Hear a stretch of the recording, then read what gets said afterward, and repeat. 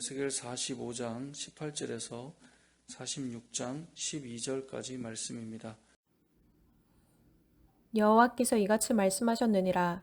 첫째 달 초하룻 날에 흠없는 수송아지 한 마리를 가져다가 성소를 정결하게 하되, 제사장이 그 속죄제 희생 제물의 피를 가져다가 성전 문설주와 제단 아래층 내 모퉁이와 안뜰 문설주에 바를 것이요.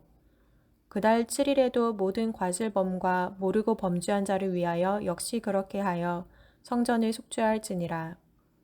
첫째 달 열 나흔 날에는 유월절을 7일 동안 명절로 지키며 누룩 없는 떡을 먹을 것이라.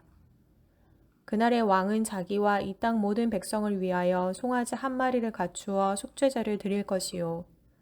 또 명절 7일 동안에는 그가 나 여호와를 위하여 번제를 준비하되 곧 이래 동안 매일 흠없는 수송아지 7마리와 순양 7마리이며 또 매일 순염소 한 마리를 갖추어 속죄제를 드릴 것이며 또 소제를 갖추되 수송아지 한 마리에는 밀가루 한 에바요 순양 한 마리에도 한 에바며 밀가루 한 에바에는 기름 한 흰씩이며 일곱째 달 15째 날에 7일 동안 명절을 지켜 속죄제와 번제며 그 밀가루와 기름을 드릴지니라. 주 여호와께서 이같이 말씀하셨느니라. 안뜰 동쪽을 향한 문은 일하는 엿새 동안에는 닫되 안식일에는 열며 초하루에도 열고 군주는 바깥문 현관을 통하여 들어와서 문벽 곁에 서고 제사장은 그를 위하여 번제와 감사제를 드릴 것이요. 군주는 문 통로에서 예배한 후에 밖으로 나가고 그 문은 저녁까지 닫지 말 것이며 이 땅 백성도 안식일과 초하루에 이 문 입구에서 나 여호와 앞에 예배할 것이며 안식일에 군주가 여호와께 드릴 번제는 흠없는 어린 양 6마리와 흠없는 순양 한 마리라. 그 소제는 순양 하나에는 밀가루 한 에바요 모든 어린 양에는 그 힘대로 할 것이며 밀가루 한 에바에는 기름 한 흰씩이니라.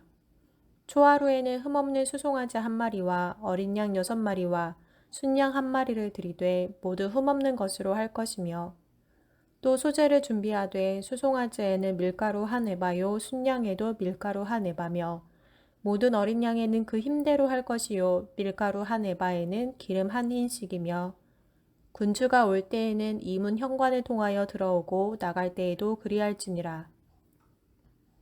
그러나 모든 정한 절기에 이 땅 백성이 나 여호와 앞에 나아올 때에는 북문으로 들어와서 경배하는 자는 남문으로 나가고 남문으로 들어오는 자는 북문으로 나갈지라.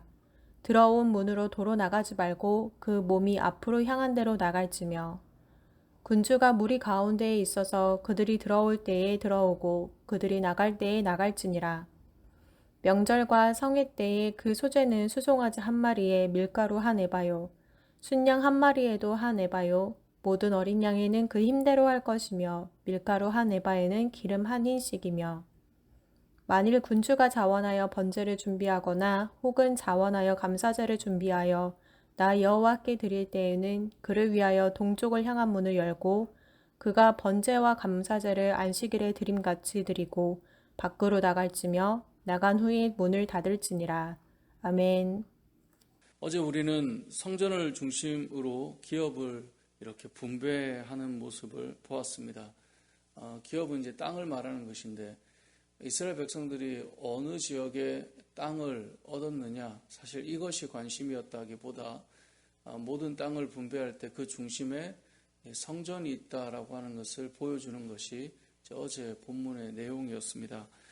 그렇게 성전이 중심이다라고 하는 것은 이스라엘 백성들 자체가 하나님 중심이며 하나님이 임재하는 것이 필요함을 말씀하는 것이고, 또 하나는 성전이 중심이라는 것은 결국은 예배가 중심으로 그들의 인생이 바뀌어져 가야 한다라고 하는 것을, 물론 예배는 계속 있었지만 하나님의 영광이 떠난 이후에도 제사는 계속 있었지만 하나님이 거하시는 그곳에 온전한 제사가 회복되어야 한다라고 하는 것을 보여주는 내용이었습니다. 그러면서 오늘 본문은 여러 드려야 될 예배, 절기의 제사들을 소개해주고 있는데요. 오늘 본문 읽었던 18절에 보면 첫째 달 초하룻날에 하나님 앞에 드리는 제사가 등장합니다. 그렇죠? 첫째 달 초하루라고 하는 것은 결국은 새해의 함께 하나님 앞에 모여서 예배 드리는 것인데, 그때 예배의 특징은 뭐냐면 18절 중반에 보면 흠없는 숫소맞이 한 마리를 가져다가 성소를 정결하겠다라고 말씀합니다. 이것은 예배 드리는 그 제단 한 해 동안 수많은 예배가 드려지면서 그 안에 부정해지고 또 깨끗해져야 될 것들을 다시 다듬고 하나님 앞에 서는 것입니다. 그래서 매년 새해가 되면 정결함을 위한 예배를 저들이 드렸던 겁니다. 우리도 마찬가지입니다. 이 땅을 살아갈 때 우리가 매년 새해가 되면 믿음의 성도들은 교회로 모여왔습니다. 세상의 사람들은 여러 곳을 가며 새해를 맞이하고 그들의 희망찬 어떤 포부들을 가지고 또 새해를 맞이하고 이렇게 하지만 믿음의 성도들은 항상 하나님 앞에 예배하기 위해 모였고 그 시간에 자신의 지난 시간들을 돌아보고 정결해지기를 원하는 마음과 또 새로운 한 해 하나님 앞에서 어떻게 살아야 될지를 돌아보는 것, 그것이 성도의 삶이잖아요. 그것이 이 안에 담겨있는 의미입니다. 첫째 달 초하룻날, 다시 말해 새해 첫날이 되면 이들은 정결함을 얻기 위해 또 정결하기 위해 예배 드린다라고 하는 것을 보여주는 것이고요. 21절에 가보면 또 하나의 제사, 절기가 나오는데 그것은 유월절입니다. 유월절의 특징은 잘 아는 것처럼 이스라엘 백성들이 애굽의 종노릇 하다가 그 압제에서 벗어나 진정한 자유를 얻게 되는, 그래서 구약에서는 출애굽 자체를 죄의 종노릇하는 사람이 그 얽매임에서 벗어나 구원의 자유를 얻는 것으로 해석되는 것인데요. 유월절 절기는 구원의 기쁨을 담고 있는 날입니다. 해방의 기쁨을 담고 있는 날이죠. 우리의 예배도 이런 유월절의 정신이 담겨 있죠. 예배 드릴 때마다 우리는 어떤 은혜를 누립니까? 죄의 종노릇하고 죄에 매여서 죽을 수밖에 없는 우리들을 위해 예수 그리스도께서 친히 유월절 어린 양이 되셔서 우리를 위해 죽으심으로, 피 흘리심으로, 그 피가 우리에게 뿌려짐으로 우리가 구원을 받는 그 기쁨이 우리의 모든 예배 가운데 담겨 있잖아요. 그래서 이 유월절의 정신이 이들의 예배에 회복되어야 함을 말씀하고 있는 것입니다. 25절에 가보면 일곱째 달 15째 날에 드리는 예배가 등장합니다. 이건 장막절 또는 초막절인데요. 장막절과 초막절의 특징은 무엇입니까? 유월절이라고 하는 것은 구원받아 출애굽하는 것이면 이제 가나안 땅으로 가기까지의 광야의 여정이 있잖아요. 그들이 거기에서 무엇을 치고 살았습니까? 텐트를 치고 살았죠. 그래서 장막을 치고 살았던 그들의 삶을 기억하는 것이 장막절이거든요. 그러니까 그들의 구원하고 끝이 아니라 가나안으로 가기까지의 여정을 인도하시는 하나님을 바라보는 것. 그래서 이스라엘 백성들은 실제 이 장막절에 텐트를 가지고 광야로 나아가서 절기를 지키는 시간들을 가졌습니다. 우리 조상들이, 우리 선조들이 이러한 광야의 여정 속에 하나님의 은혜를 경험했어. 이제 그것이 장막절에 담겨 있는 의미이죠. 뿐만 아니라 시기적으로 장막절은 수확을 마치는 시기이기 때문에 한 해 수확을 다 하고 결실을 보고 그리고 하나님 앞에 그 결실에 대한 감사로 드리며 이제 장막절을 지키기 위해 나가는 것입니다. 그래서 한 해를 지켜주시고 풍성케 하시는 그 하나님의 은혜를 돌아보는 것, 그것이 장막절이기도 한데요. 우리의 예배도 이러한 의미가 담겨 있죠. 우리의 인생의 여정을 인도하신 하나님. 그래서 우리가 주일 예배 때마다 대표 기도하는 분들마다 한 주간의 삶을 돌아보고 감사함으로 우리가 하나님 앞에 기도하잖아요. 우리를 지키시고 보호하시고 인도하시는 하나님을 바라보는 것. 그리고 우리가 한 해를 마무리할 때나 또 수확을 마칠 때나 그러한 때마다 감사함으로 나아가잖아요. 그것이 이 25절에 담겨 있는 내용인 것입니다.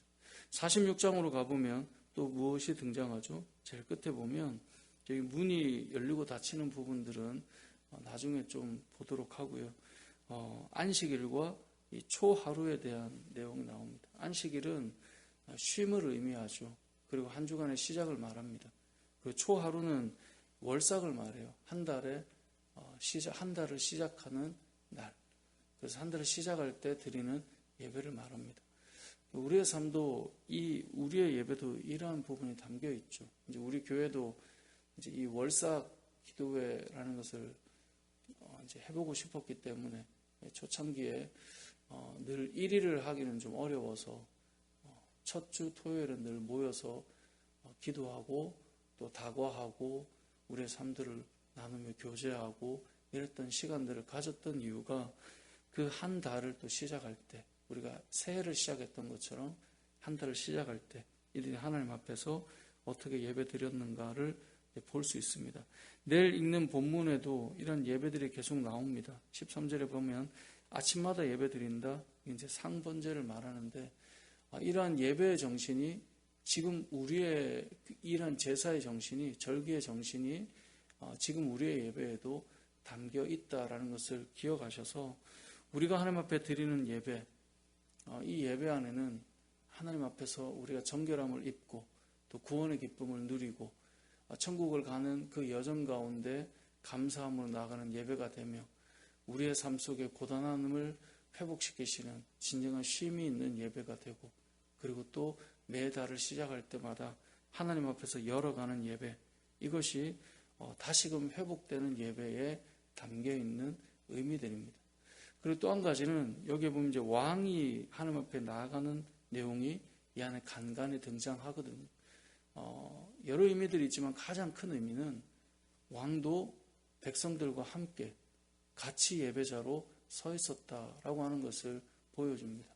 우리는 간혹 그런 생각을 할 수 있습니다. 왕이면 그래도 좀 다를 수 있는 그런 부분들. 물론 이제 왕이 나아가야 될 예물과 또 드려야 될 자세가 좀 다르긴 합니다.